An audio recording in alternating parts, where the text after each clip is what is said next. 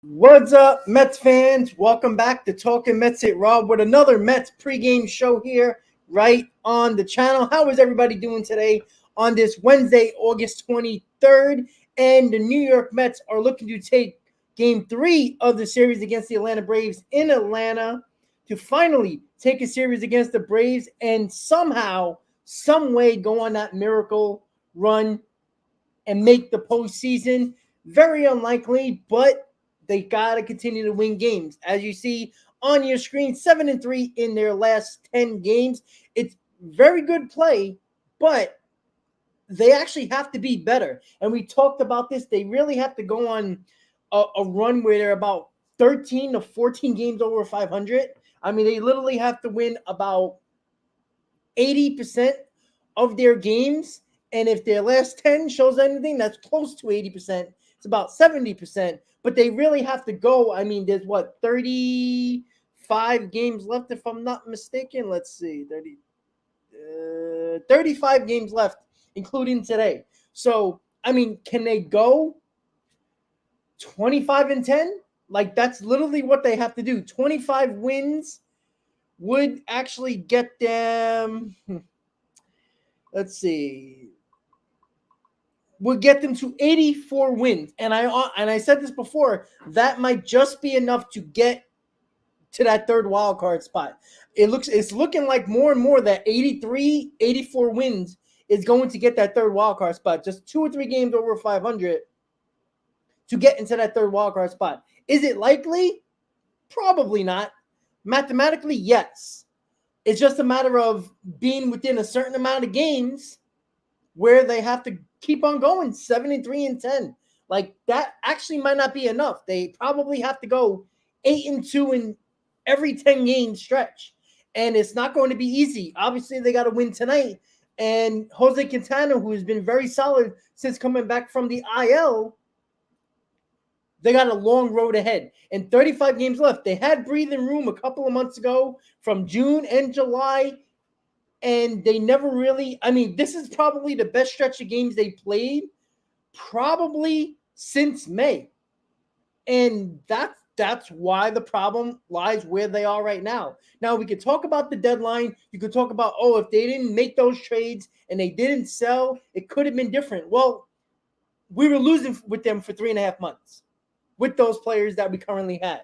So somehow, some way, by getting rid of Scherzer and Verlander, they actually been better in the month of August. And it's crazy to me, but it sucks. And yeah, the pitching is not there. And yeah, you could say that, and that's the problem. That's going to be the problem. But let's not act like having Verlander and Scherzer actually did anything, because there were no way in 3.5 months they didn't do their job. And it cost us in the month of July into August. And that is nobody to blame but themselves. And everybody can talk about the Jeff McNeil resurgence and the Brandon Nimmo resurgence and the Pete Alonso resurgence and all the people that we could not stand and should have wanted fired, like the Buck Showalters, like the hitting coach, Barnes. Now, does everybody get credit for them now for doing better? Or is it doesn't count with the coaches? Now it's on the players. So let's not blame the players prior to this, but let's give the credit to the players now when they basically gave up in the Kansas City series, which actually could have meant something now. Imagine if they would have took 2 out of 3 against the Kansas City Royals. Imagine that. Instead of moping and complaining and bitching about the trade deadline where they could have took 2 out of 3 against a terrible KC team. And maybe they would have been a lot closer than what they are at this moment. And again, as bad as the Mets pitching is, I can actually argue that they've pitched better over this last stretch of games than they have prior to the deadline. Because besides Verlander and Senga, before Quintana came back, that was it. So we basically had 2 pitchers the entire time that actually pitched well, just like we do now. So it's unfortunate, but a decision had to be made.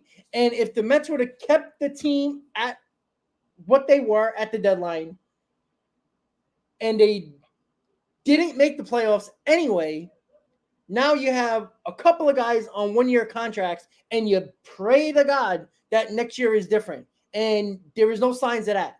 And the biggest problem that I have with the Nimmos and the McNeils and the Alonsos, the guys that sucked, and Alonso and Lindor, who was batting basically 200, and Nimmo, after April, kind of fell to what he usually was, and McNeil, who was a disaster for all those months. And yeah, you could talk about Marte as well, but I'm talking about the core 4 guys, that actually is the guys that everything moves on, is those guys.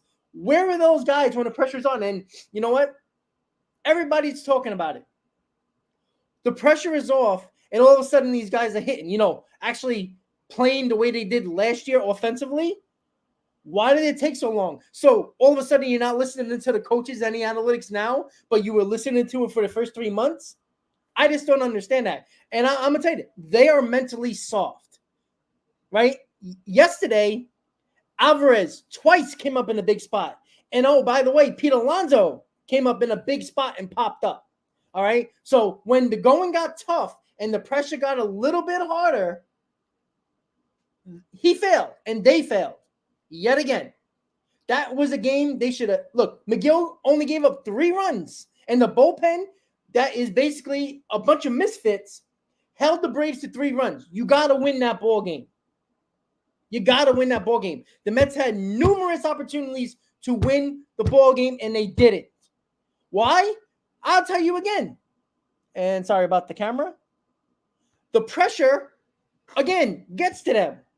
Game 1, there was no pressure, right? Nobody expected them to win. Game 2, people expected them to win because they get a little bit closer to the wild card, right? That's when people start talking about them, and the pressure is on, right? Guys came up in big spots. They didn't do their job. Yet again, in a big spot, pressure is on, right? It's a lot easier when there's no pressure and these guys are starting to hit. I don't want to give these players credit now when nobody wanted to kill the players, but they wanted to kill all the coaches. So does Buck Showalter and Barnes get credit now? Or is it just the players? Because you can't have it both ways. Don't contradict yourself. Because all I've heard, oh, you got to sign Alonso. Great. Alonso can hit 30 more home runs the next month and a half. What does that really tell you? Because he's been on losing teams just like McNeil and just like Brandon Nimmo. They've been a part of the losing culture. Because every time when the going gets tough and they get punched in the mouth, they don't recover. This team is mentally soft, and they always have been. Because when you need them in a big spot, they fail every single time. Yesterday was a prime example of it. Alvarez, again, young player. You can't really kill him because he is not, I guess you could call him a part of the core, but it's his first year. Where are the veterans? Where is the Nimmos? Where is the McNeils? Where is the Alonsos that needed to step it up yesterday and do their job? Specifically Alonso, because everybody wants to give Alonso a big contract. But he came up small yesterday in a big spot against the Braves. He had a big opportunity there. Daniel Vogelbach hit a 2-run homer to get them within 1 run. Pete Alonso comes up. I forgot what inning it is, but it was pretty late in the game. And he didn't get the job done. How many more times are we going to continue to talk about this team and this core of a team that continues to fail again and again and again? And if you don't like what I say, that means I'm telling the truth. That's the problem. And that goes for all the core. And Alonso has been the big talk of the team. Sorry about the camera again. My cat is kind of smacking it around a little bit. I apologize about that. The New York Mets have to figure out if this core is good enough to win. Because when the going got tough last year, remember, it was easy sailing for the majority of the year. 5 months into this, 5 months. As soon as there was adversity in September and the going got tough and the pressure got tougher, guess what happened? The New York Mets failed. The core of the Mets. Shay, you got to stop hitting the camera, buddy. The core of the Mets failed. They failed the first 3 months of the season, and everybody says, oh, patience. What patience? How much more patience are you going to give a team that you just gave a big contract to Nimmo, just gave a decent contract to McNeil, and they're looking possibly to be given a big extension to Pete Alonso? So these are the guys you are trusting your franchise in. A bunch of players that have failed in the biggest moments. When you needed them the most, they did not come through. And that's where we are with this core.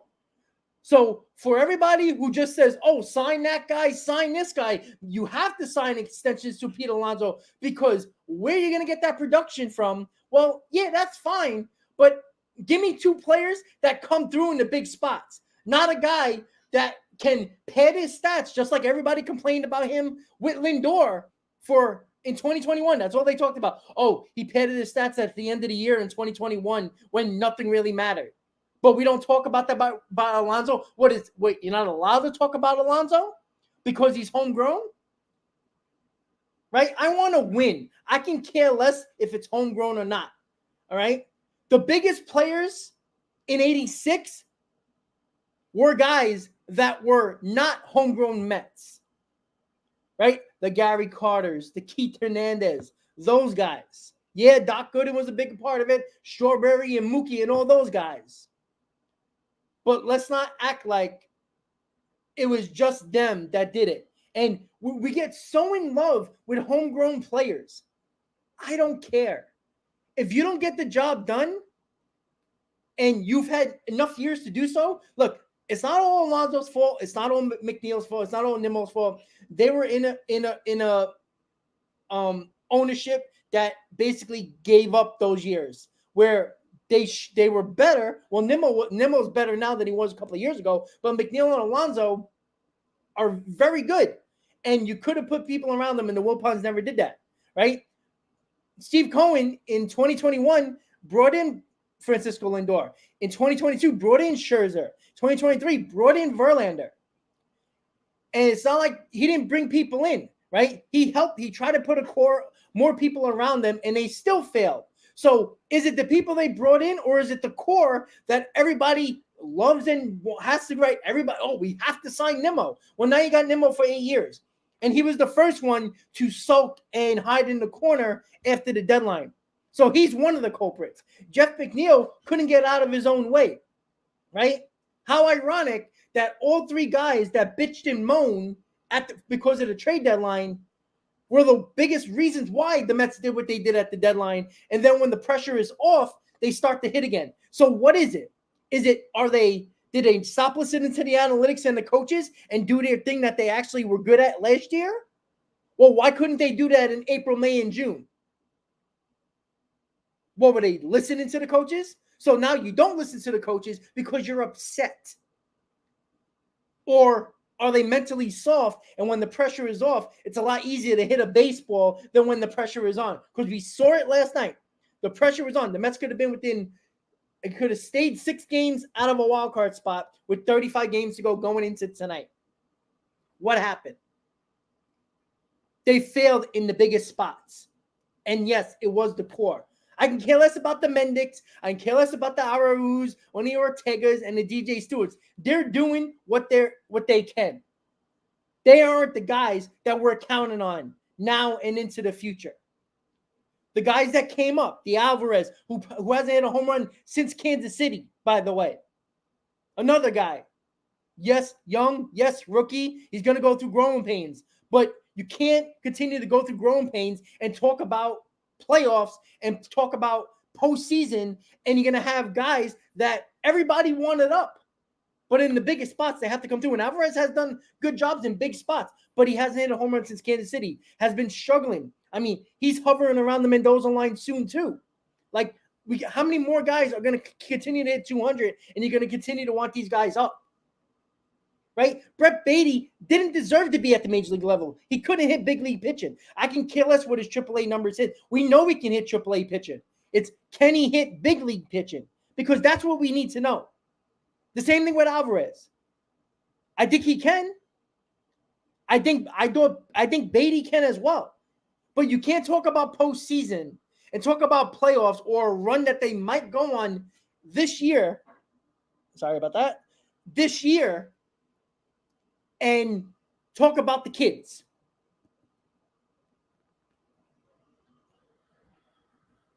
Yeah, well, Jay, that's what I'm talking about. It's not even just about this whole season. It was when the going got tough in September and the pressure was getting on, and slowly but surely the Braves were creeping up the division in September. And then they saw it coming, and when the pressure got on, the core failed. All right? Because if you look back at the pitching was actually pretty good. The offense failed. Right? Nimmo, McNeil, and Alonso were still in this lineup when Marte wasn't there. Marte was the catalyst of this lineup last year. But you still had Nimmo, McNeil, and Alonso. Two of the guys just got big contracts, and Alonso's expected to get a big contract. So those are the guys that you're counting on the most. And when you needed them to, they failed. And then you got this year. They got mad at the deadline and made it seem like it wasn't their fault why the Mets did what they did, right? They're not listening to the coaches now and the analytics now. They're hitting better. Is it the pressure that was off, or is what they should have done earlier and not listen to the analytics and the coaches anyway and do what they were good at last year? Because right now it seems like they are actually not listening to the coaches or any analytics and doing what they do best like they did last year. Or is it the pressure was off, so it was a lot easier to hit? And then yesterday, all the talk was about, oh, we won the first game. Look how good we were in the first game offensively. And then game 2 came, and they couldn't get the big hit. They couldn't get the big hit. Yeah, but Joel, analytics ruin baseball. That's fine, but every team uses analytics, right? Last year, the Mets used analytics. So, and yes, there's a new hitting coach in Barnes, but let's not act like Eric Chavez wasn't on the bench this year. Why couldn't anybody say, hey, listen, now maybe it is on the coaches, but I always go back to the players. The players don't have to take the analytics to the plate, right? If the analytics are getting fed to them, take pitches, don't swing too much, let the pitcher work. And it's not working. Now, I can see you trying to work with the coaches the first month of the season, and then after that, you adjust. If it's not working for you, you're a Major League Baseball player. You're getting paid big money to adjust. Don't listen to the analytics. Tell the coaches, listen, this is not working. I was successful this year with this type of information. Don't give me this information that's currently not working. Why can't they do that? All of a sudden they're doing that now when it's basically irrelevant and the pressure is off.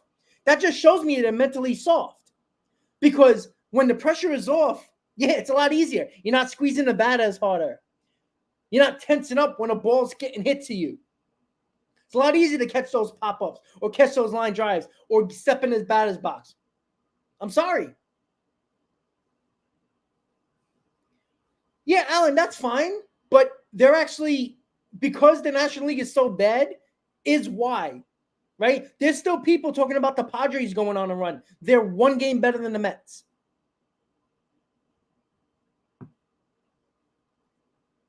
Yeah, I agree. I agree, Joel. Listen, analytics killed baseball. I agree with you.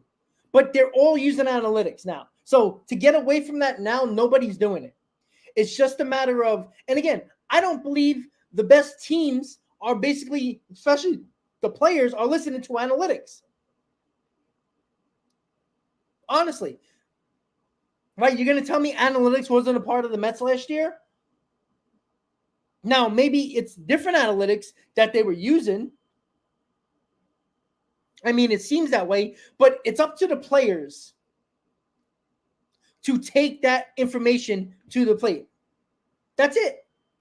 I just don't understand it. I'm sorry. When I was in college, analytics just started to be a part of the game a lot more. That was noticeable, right? There was a lab, a batting cage lab set up that showed us our launch angle, showed us our swing speed, our where our hands are, basically an image of us at our batting stance, right? You can take that information and use it how you want to. What I don't understand with these players, the players that are going to be a part of your core because of the contracts, Lindor, Nimmo, McNeil, and most likely Alonso. If you are going to trust them to be your core to go forward, and the players knew the success they had last year, why change your adjustments at the plate of what you were successful in? You can get all the information you want. It's up to the player at the end of the day to take that to the batter's box. I don't understand that, because I never took all the information I was given in college analytically and took it to the batter's box. If I knew I was successful last year, why would I take all that new information this year when I knew what was successful last year? I just don't understand that, because something's up. Is the players fold under pressure? The core of this team that you gave big contracts to, and another one might be coming with Alonso. Do they fold under pressure? Or is it they're so mentally soft that they take all the information and don't change it and don't do what has been successful? So they're easily molded in their brains every time something new information comes in. Or is it the pressure is on and they're mentally soft? It's got to be one of them. And both of them are on the players. Both of them. Because yesterday, again, Alvarez, it's very hard to kill Alvarez because of the fact that he's going through his rookie swoons. I mean, he's going through it, right? That's the unfortunate part. Beatty is not in the minor leagues because he wasn't just not hitting. He back in the minor leagues because he couldn't actually play defense as well. That's why. If Beatty wasn't hitting but playing good defense, he would still be up on this team. But because both sides of the ball are not doing good, that's why he's back in the minors, right? Alvarez defense has been very good. That's why besides injuries and there ain't no other catcher, he's up here. But Alvarez has been very good defensively. So you can deal with his woes offensively. And that is the biggest problem that we keep on. And Alvarez, I'm not too concerned about, because you can hit 230, and if you probably think you could probably hit 35 home runs on average. If you hit 230 and hit 35 home runs and knocking close to 80 to 100 RBIs, it's hard to kill somebody. But again, he's not the only one that came in a big spot. Late in the game, Pete Alonso came in a big spot, who everybody loves. And again, the numbers aren't the problem. The problem is when the pressure gets going, where is now the face of your franchise? Because if you're going to give a long contract to Pete Alonso, you better be right, because there is no way that you can give Pete Alonso 6, 7, 8 year deal and put them a part of this core with Nimmo and McNeil and Lindor, and they can't do anything under pressure. Because how are you winning with this team? Because if you give those big contracts, you can't give them away. You can't trade them. So what do? Now you're going to stick with a core that can't win. Yeah, Ricardo, Alvarez doesn't throw anybody out, but do you see the percentage around baseball? Yeah, I don't know if Elder threw at Pete Alonso or not. I mean, it was a fastball right above his butt, like rib cage area. Whatever. What are you going to do? I mean, if it was on purpose, it was on purpose. The fact of the matter is the Mets aren't retaliating anyway. You know why they're not retaliating? Because they put themselves in such a hole where the players and probably the coaches still think they can go on a run. So they can't afford to put people on base because their pitchers can't get anybody out.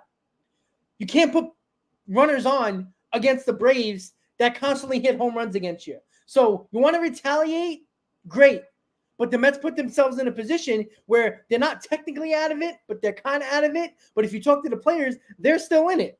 So if you're going to retaliate and put runners on with a dangerous hitting Braves team, good luck with that. You wanted to retaliate? You had every opportunity when you were dead and buried at home in the 4-game series against the Braves. You didn't. You want to blame the coaches? Fine, blame the coaches. You want to blame the players? Blame the players, right? I always feel like as soon as you step across those lines, do what the fuck you want. Do it within, the rules, so to speak. But I'm not saying run rampant and, be a crazy bunch and, start punching people all over the place. But come on. Seriously. Yeah, I know, Jay. They haven't retaliated.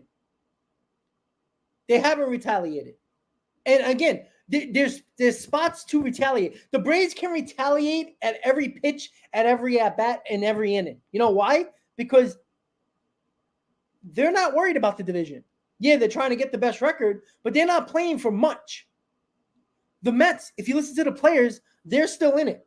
Coaches, the way they're talking, they're still in it. So you can't, if you're trying to win ball games and you're trying to win a good amount of ball games over the next 35 games, you can't afford to put one of the best hitting offensive in baseball and put runners on because your pitchers are not good enough to get most of them out. So you're putting runners on, great, you retaliate, and now he gives up a 2-run homer, and now what? Now you got to come back. Yeah, Jay, and I agree with that. Again, I don't mind retaliation, but like they had the opportunity at Citi Field in a 4-game series, but the Mets were too concerned about thinking that they were still in it, that they were too scared to retaliate because they have to win ball games.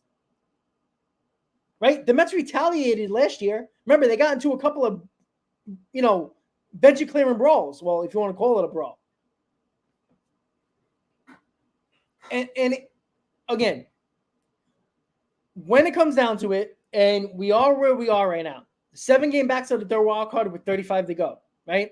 Anything's possible when you're still mathematically involved, right? You got to win ball games. 7-3 is nice in your last 10. If they do that here on out over the next 35 games, they can probably, what would they be? They would be around 21. They would be 21-9. That's pretty good, right? 21 more wins gets you to 81. Right? Then look, I said this about a week and a half ago. I said this on the Mets Roundtable on Monday. 83 and 84 wins looking like the third wild card and even possibly the second wild card. So again, that's why it's so frustrating, because if the Mets had a decent June, and oh, by the way, they actually didn't trade anybody yet. If they had a decent June, a 500 June, they would be in this race right now and probably not did what they did at the trade deadline, which I would have been okay with. Again, I could have went either way at the deadline. I said this. If the Mets were within 4 or 5 games of a wild card spot at the deadline, which they were not, the Mets would have probably, they could have been on the fence, but they would have probably bought some bullpen arms and traded for some bullpen arms. But the Mets were around 6.5, 7 games. If I'm not, I think they were 6.5 games at the deadline. I was not mad that they made those moves. I'm sorry, we didn't trade Alonso, even though we tried to with the Milwaukee. We heard the story that came out with Ken Rosenthal. And again, if people only see the headline and not read the story, this is what another thing that gets me mad. Right? People went crazy on social media. Oh my God, the Mets are almost ready to trade Pete Alonso to the Brewers. Did anybody read the story, or you just read the headline? Because if you read the story in Ken Rosenthal's athletic report, he said that they were within field goal range. Do you watch football? That's what a Brewers executive said, which is probably David Stearns, right? Within field goal range. You know you can be at the 40-yard line and hit a 55-yarder? It's not an easy field goal. So it wasn't that close. They weren't at the 1-yard line. He didn't say that. Right? They didn't say that. And on top of that, if you read the story and you really read the story, guess what? The Brewers initiated the talks. The Brewers were heavily trying to get Pete Alonso. What do you want, Epler to hang up the phone? I'm sorry. If Epler hung up the phone and did not listen to an offer, he should be fired on the spot because he's not doing his job. Sorry, Pete Alonso or not, right? This team is not good enough, right? Pete Alonso is the easiest to trade because of his contract. Not saying that I want to trade Pete Alonso, but you're not doing your job if you don't listen to everybody. That's a bad job by your GM. Your GM is supposed to listen. And, oh, by the way, if you also read the rest of the story, the price was astronomically high, which it should be. So what does that tell you? Number one, the Mets don't really want to trade Alonso. Number two, the initiation wasn't from the Mets calling other teams about Alonso. The Brewers called the Mets and was trying very hard to get Pete Alonso. The Mets' price was crazy high, which it should be. So if they really wanted to trade Alonso, they could have got it done. They didn't really want to trade Alonso, but they're not doing their due diligence if you don't listen. Because if the Brewers actually match what the Mets wanted, I don't still believe the Mets would have traded them. But it shows you the value. Why is that? Because this is also a negotiating tactic. Because nobody knows. Everybody blames the Mets for not extending Alonso yet. Why is nobody blaming Alonso? Does anybody know if Alonso is walking into the office of Steve Cohen and Billy Epler and saying, look what Aaron Judge got. I'm one of the most prolific home run hitters in baseball. Even though he's not better defensively than Judge, he doesn't hit for average like Judge. So he does two things better than Judge, which is home runs and RBIs. But in every other aspect, he's not better than Judge. If Pete Alonso walks into and he's around the same age as Aaron Judge, a little younger, walks into there and says, I want Aaron Judge money. Are you going to give it to him? Are you going to be the Mets that says, yes, sir. Oh, yes, sir. We'll give it to you, sir. No. At the end of the day, it's still a business. At the end of the day, just because Steve Cohen got unlimited money, you're not going to throw 9 years, $390 million at Pete Alonso. Right? Nobody's talked about that type of years or amount of money at all. Right? I did a poll a couple of weeks ago. Yes, Pete does stay healthy, but is it worth $300 million?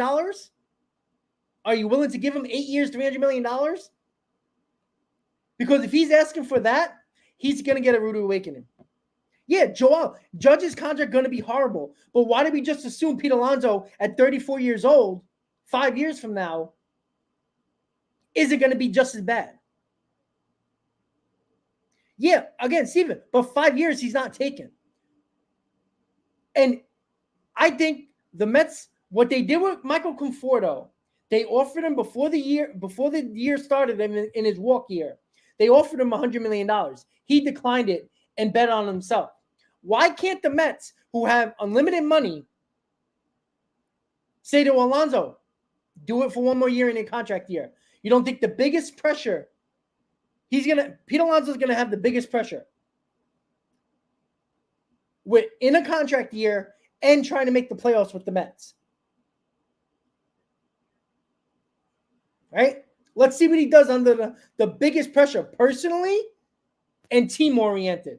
Because team-oriented, he failed at already. We know that. That's been proven last year and this year. Because he was batting 200 just like Lindor, but again, Alonso's to blame. He wants a big contract.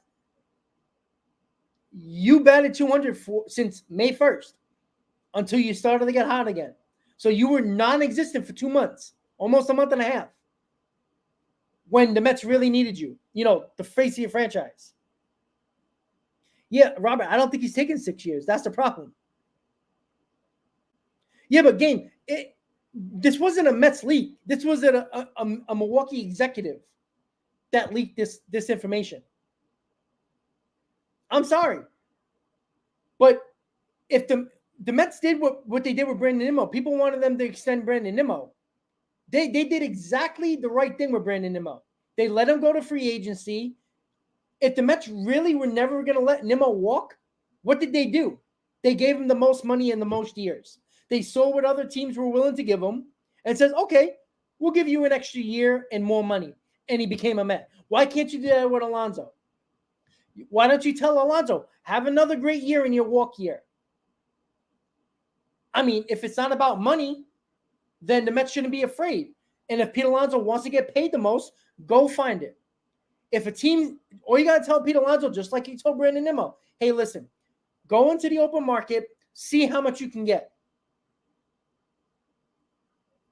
If Pete Alonso says, hey, listen, the Angels want to give me 8 years, $260 million. All right, we'll give you 8 for $270. And now it's in Alonso's court. Why can't Steve Cohen do that? If money doesn't matter,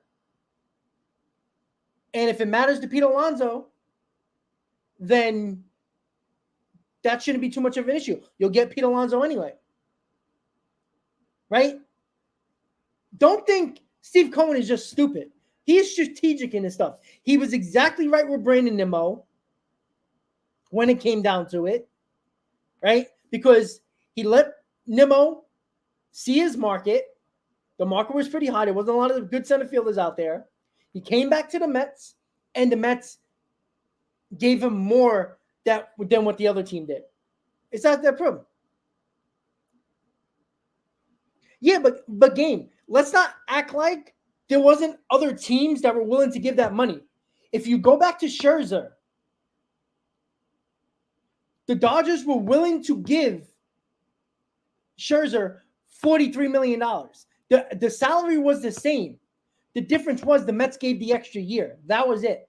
Let's not act like the Mets were the only team willing to give him that much money. Go back to the Scherzer situation, because Scherzer was going to be a Dodger until Steve Cohen got Scherzer into the room and says, what is it going to take to get it done? Because the salary was the same. The Dodgers were willing to pay that much. They were willing to give 2 years. Steve Cohen got him into the room and says, what is it going to take to get you to be a Met? He said, give me a third year, an option for a player option for a third year. And the Mets did it. So let's not act like the Mets were the only ones throwing out that money. That never happens. Don't think a team. Why do you think Brandon Nimmo got 8 years from the Mets? You think because they wanted to give him 8 years? No. They knew it was what had to be done because there was a team willing to give almost the same amount.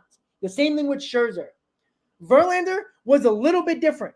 You had to pay Verlander similar or a little bit more than Scherzer because he just came off the Cy Young.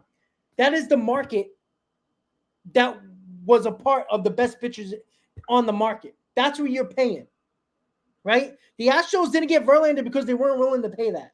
Let's not act like Verlander was a bad signing, or Scherzer for that matter, because at the moment there was another team willing to sign Scherzer, and that was the Dodgers. So for the Dodger fans who always come on this channel and says, "Oh, they didn't want Scherzer," yes, they did, because Scherzer was on the verge. If you go back to that, 3 days before the Mets signed Scherzer, all indications were the Dodgers had a 2-year deal around the $40 million mark to sign Scherzer.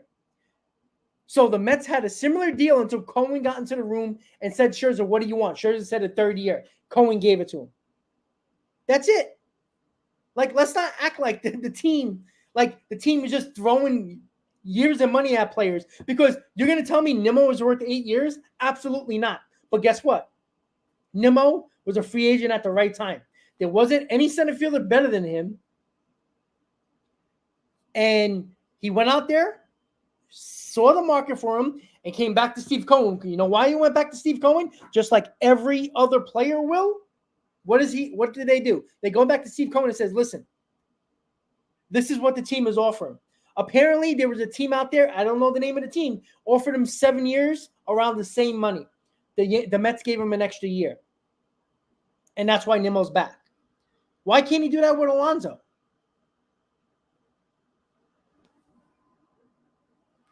Yeah.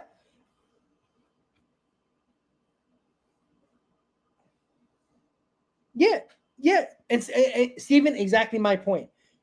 Other teams traded for him. Yeah, they got a lot of money from Steve Cohen to take on them players. But if they weren't any good at all, they wouldn't take them. Right? And the Mets actually saved money by trading Verlander and Scherzer. People don't realize that. Yes, it was the Rockies. The Rockies were, I think it was the team that went 7 years for similar amount of money. The Mets gave him an 8th year. Again, Steve Cohen knows if he really wants the player back, he's going to get him. Nobody's going to outbid him if Steve Cohen really wants him. DeGrom, never, again, you don't think the Mets would have signed DeGrom if they really wanted him and felt like DeGrom really wanted to be back with the Mets? It would have been a stupid contract, but I guarantee you if the Mets would have gave the same contract to the Rangers, the Mets fans would have been so happy in that offseason that they got back DeGrom. And then as soon as he had Tommy John surgery, they would have killed him.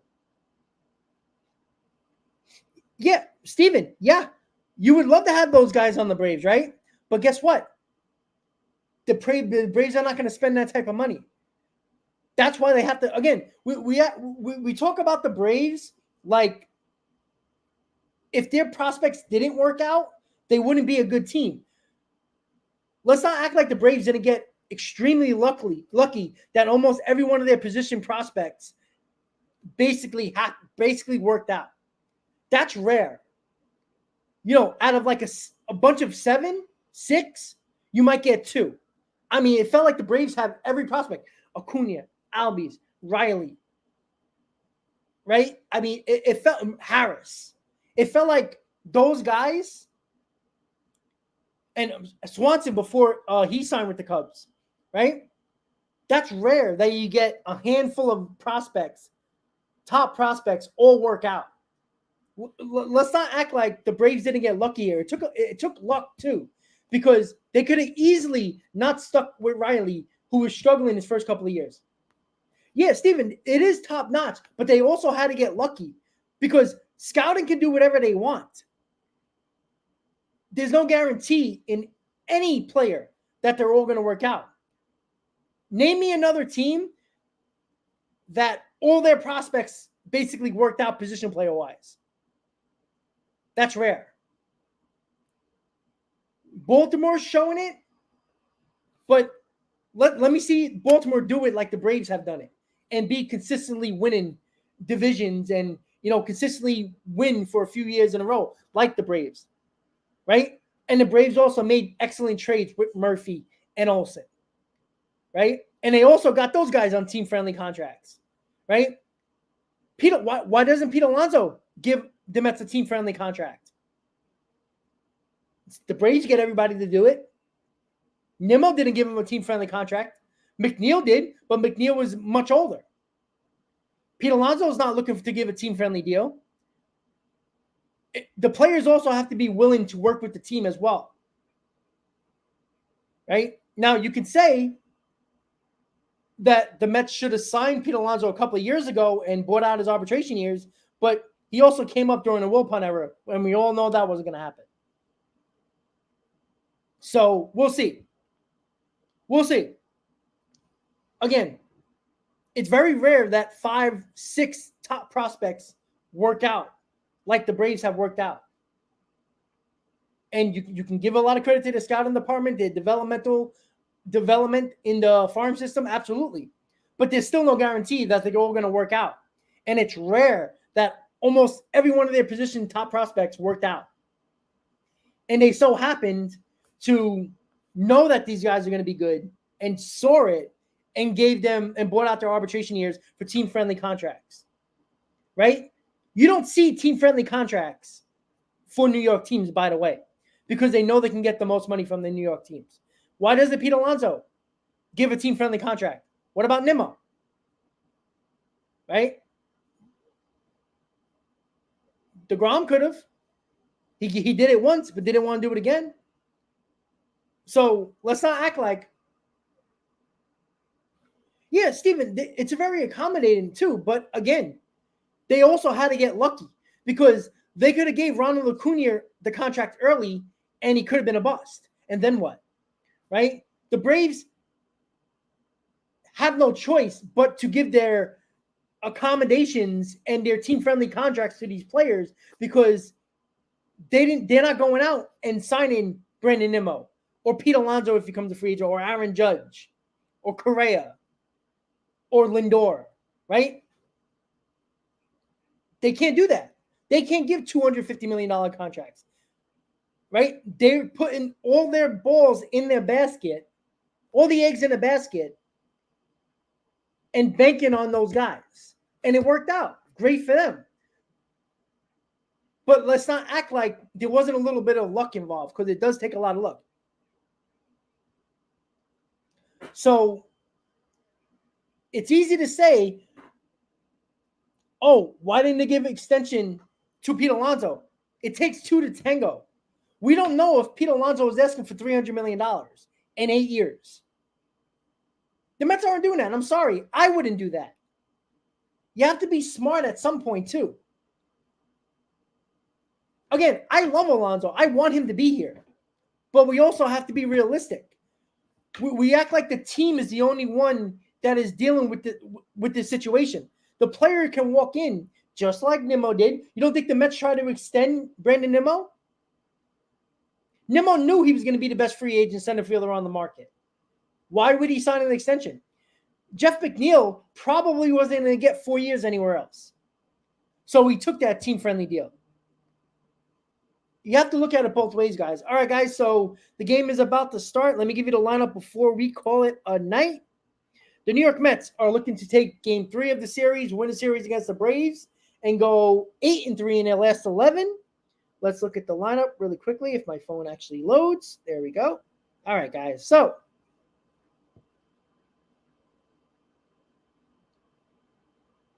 yeah, Steve, exactly. But you know what? They were good years, but they weren't the years like the Braves are having now. All right. So here we go, guys. Let's look at the lineup. Brandon Nimmo leading off, playing center field. Francisco Lindor batting second, playing shortstop. Jeff McNeil batting third, playing second base. Pete Alonso cleaning up, playing first base. Daniel Vogelbach batting fifth DH. And DJ Stewart batting sixth, playing right field. Francisco Alvarez catching, batting seventh. Rafael Ortega batting eighth and playing left field. And Danny Mendick playing third base, batting ninth. That is your lineup for the New York Mets. And we got Jose Quintana on the mound against good old Charlie Morton. The last time Charlie Morton faced the Mets, Charlie Morton was walking the ballpark and the Mets still couldn't score. So hopefully he continues to walk people and the Mets actually score some runs. The pressure is on, again, for the New York Mets. They have an opportunity to beat a team that has wiped the floor with them since September of last year. Get it done. That's it. Win ball games. No more excuses. I don't want to hear about contracts. Do your fucking job. You want a big contract, Pete Alonso? In a big spot like last night? You're in this spot tonight? Do your job. Make it happen. You are the face of the franchise. You are the de facto leader of this team, as everybody wants to call you, which I don't think you are. Do your job. You want to be the face of the franchise? You want the big contract?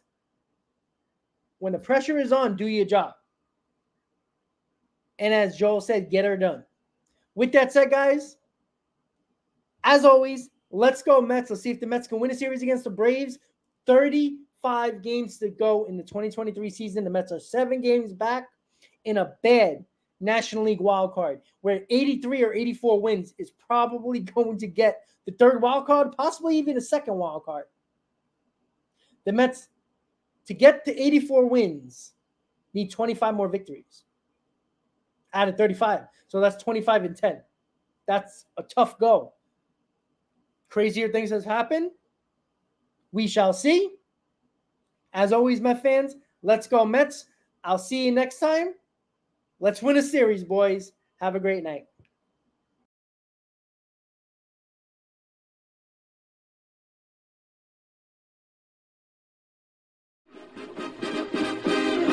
Meet the Mets, meet the Mets. Step right up and greet the Mets. Bring your kiddies, bring your wife.